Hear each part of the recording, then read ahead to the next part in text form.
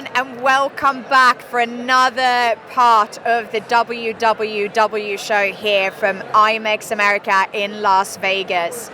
I am still Cecilia Lavin. I haven't changed name. You know who I am, I think.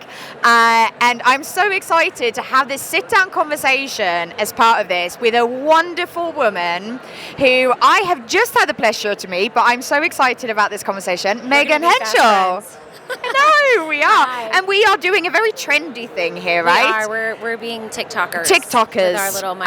And so if it looks a little bit weird, it's because I feel like it is a little bit weird. But, you know, best sound for our audience, right? So, Megan, you are the strategic lead for the global events division at Google. Yes. That sounds very like a responsible job to have. It's a big job. It's such a fun job. So Yeah. there are several events teams at Google. Yeah.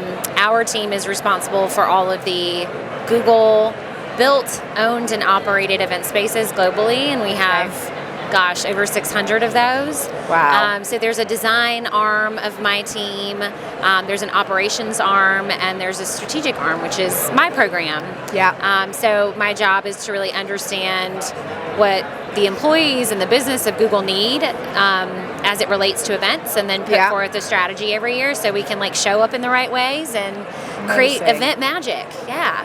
And one thing that you said to me before, and we're not here to talk about Google, but you said the reason why you love working for Google is because it's a platform that can drive change. Yeah.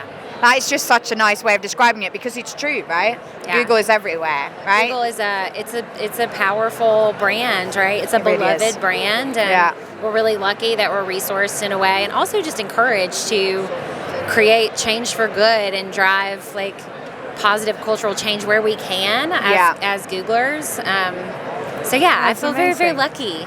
So that brings us on to what we're really here to talk about today, and it's a subject that I am personally very passionate about. Us as a business is very passionate about it, so we're very grateful that you've taken the time to talk to us about this today. And it sits within diversity and inclusion, right, which is a hot topic. But what we're about to talk about is, unfortunately, one of those fields where I personally believe people are not, and they don't understand it. They don't actually, some probably don't even know it still exists. Neurodiversity, right? Yeah. And you have a project that we'll go into more detail about called the New Project. But what made you start working and focusing on neurodiversity? Yeah, a couple of reasons. So I lead an innovation community that is comprised of a lot of Google employees who have just skin in the events and experiences game, whether that be learning and development or marketing, you name it, right? Mm-hmm. And as we started to sort of explore ways to be successful with the future of events, we started talking about rules of engagement and social norms and how much had changed as a result of the pandemic. We haven't fundamentally changed as human beings, but what we'll tolerate certainly has. And I think we've all gotten a lot clearer on our limits and our boundaries and our needs, right? So really, really fascinating research happening around that, and we identified a gap in sort of creating agency and autonomy and choice for people so that they could show up in ways that resonate with them. Mm-hmm. So while this was happening in our Experience Institute community, my son Otis was diagnosed with autism, and we were on a personal journey to advocate for him, and all of these dots were connecting in my heart and my mind. I'm like, oh my God, this is what our audiences are asking for. Yeah. The things that we're doing to hold space for our child would work for everyone. They would help everyone feel more seen, more considered, more represented. So we decided to find what we could, and there just wasn't a whole lot that was specifically built for us, right, for our industry. And so we decided to build it. So the New Project was born, and we launched it at 11 this morning at IMEX. Wow. So it is out in the world. Well, congratulations, Thank you. first of all. That's amazing. So we're the first ones to hear about it after the official launch? This is Well, one other conversation. Oh, okay, that's fine. I'll take yeah. that. Second in line, I'll take that. I'm in the top 3. I'm okay with that. Yeah, but it is it's something I'm so incredibly proud of, and so it's thenewproject.com, and it is like phase 1 is just foundational education and enablement. It's speaking the language of neurodiversity. It's understanding common terminology, cultural sensitivity, how to hold space for neurodivergent people, what the neurodivergent experience is. And then there's also some very practical tips for event professionals, pre-event, during event, and post-event, like things you can do to be more inclusive. Yeah. So we're really excited, and we're actually hosting conversations here to listen on what might be valuable next, because we're just starting this journey. Like, today is just the beginning. So we're going to be investing more in building out additional resources and training and opportunities to connect with neurodivergent people in 2023. And that's, I think that's the key thing here, right? Because in the events industry, we are being encouraged to be creative at all points, right? It's one of the key fundamentals of events, right? It's about the engaging experiences, being creative. And people see that as like an event website, as an example. It's flashing images, it's a lot of different... That doesn't work when when you're focusing on neurodiversity. That's not going to work. Yeah.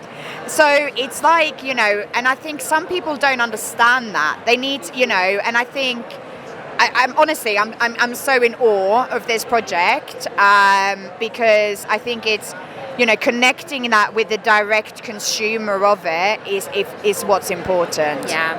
So as we were looking, a lot of what we found, again, nothing specifically for our industry, but there are certainly like training programs out there, and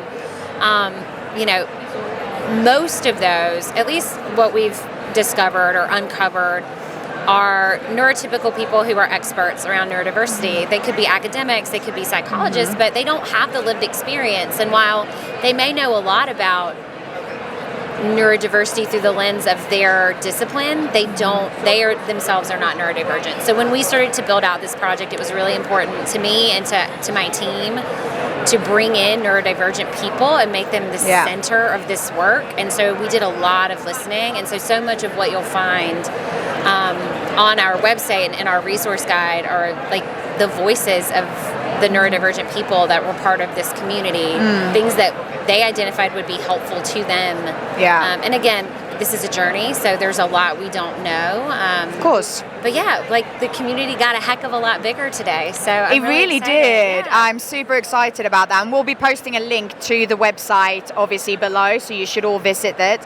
But so as part of this project, you work with a number of different organizations. It's not only Google, I believe, right? Mm-hmm. You work with another 20 organizations. Why is that important to work with other organizations, and how do you pick them? Yeah. So we didn't pick. No? Okay. We actually did. I did some open calls on LinkedIn. Yeah. And people raised their hand, and I would talk to one person and they would introduce me to 2 others, and it was sort of this like really beautiful poetic domino effect of like Amazing. Finding other humans who either had this lived experience or who were just passionate advocates. Yeah. But when we started to build this out, I was like, there's no way we can do this in a silo, and it doesn't make sense for us to do this hard work, and it has been very hard work, and only benefit Google. I want this to benefit the industry. And so in order to figure out the best way to go about that, we had to invite as many people into the conversation as possible. So we have hotel partners, and we've had really interesting conversations with airlines and travel associations. So I think this could ultimately be a lot bigger than it is today. I mean, events are my heart and what I know best. And, when this started, it was just what can I do with what I know, what I'm good at to help Otis and to help this, 20% of the population that are neurodivergent.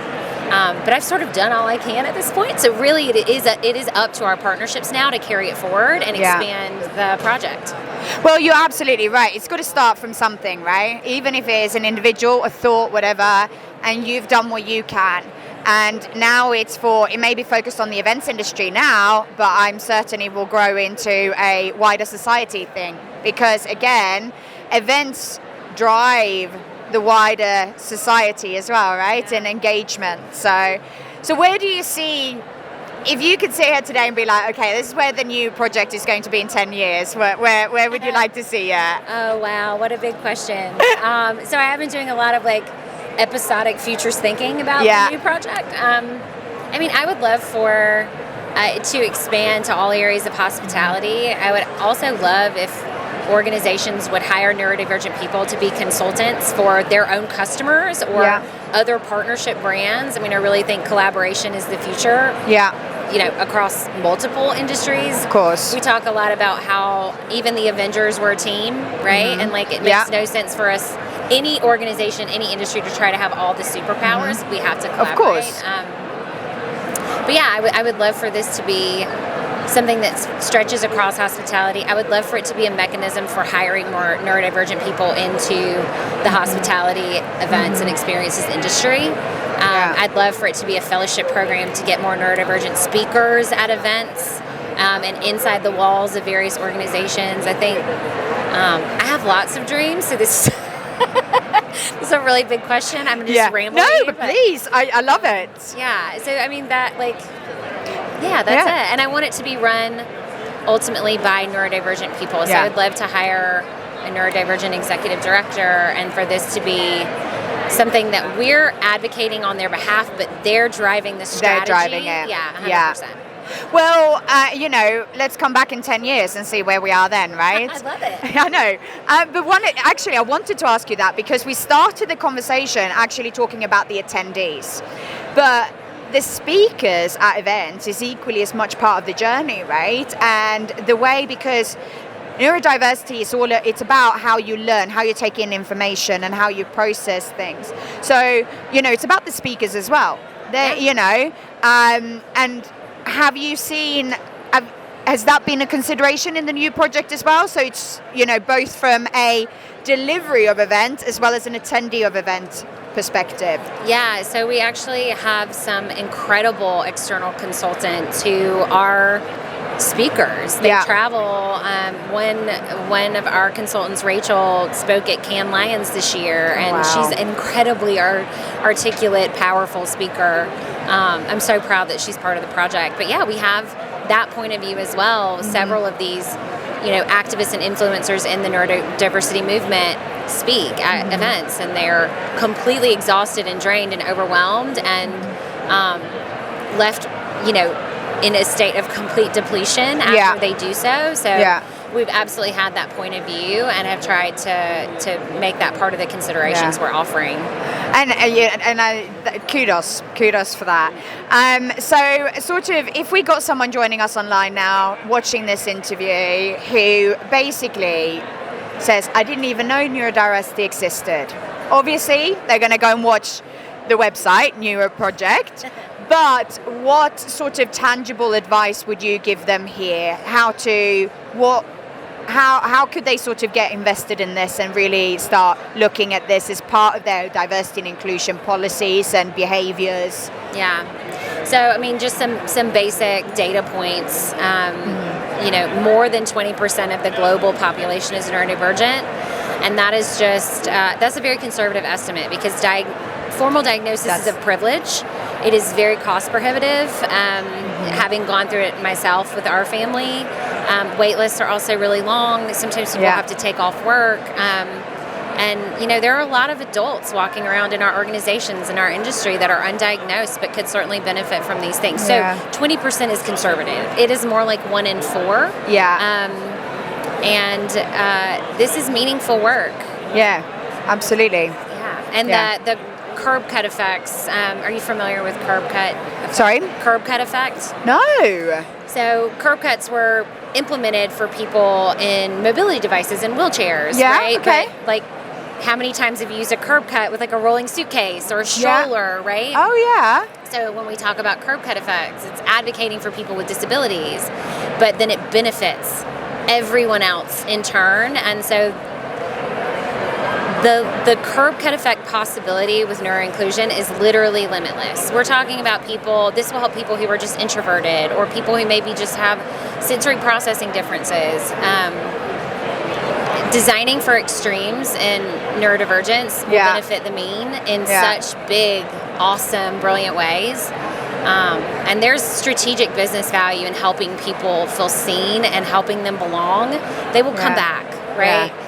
If you want to maximize your ROI, help someone feel like they belong at your event, and like those returns will manifest on their own. Absolutely. I couldn't agree more. And is Otis proud of mum? Well, Otis is 4.5. So okay, all right. maybe not sure. I'm very sure he is. But I did get a really amazing, epic photo of him dressed as a pterodactyl this morning. So that was like all of the things I needed from Otis.